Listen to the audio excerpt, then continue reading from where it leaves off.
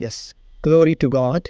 एक बार फिर से इस सुंदर सुबह में मैं आप तमाम भाई बहनों को यीशुआ में शालोम कहता हूँ और प्रभु का शालोम आप सबके लाइफ के ऊपर हो। और जैसे कलाम मुकद्दस में लिखा है, जब हम नित्य वचन की किताब को अध्याय नंबर 22 को और पद नंबर 4 को देखते हैं, वह इस प्रकार से लिखा है, नम्रता और यहोवा का भय मानने का फल धन, महिमा और जीवन है।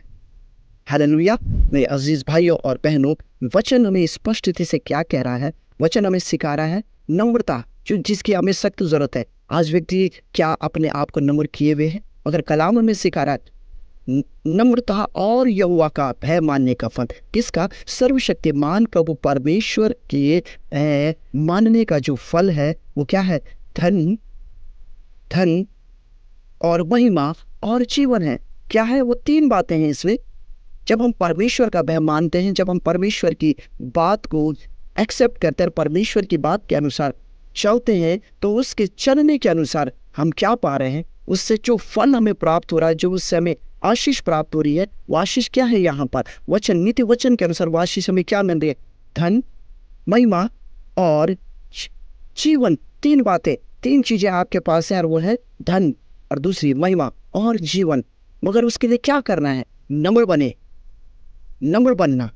क्योंकि नम्रता और सर्वशक्तिमान प्रभु परमेश्वर के भय, परमेश्वर का जब हम भय मानते हैं, तो उसका जो हमें फल प्राप्त होता है, वो फल इस पृथ्वी पर आपको क्या प्राप्त हो रहा है?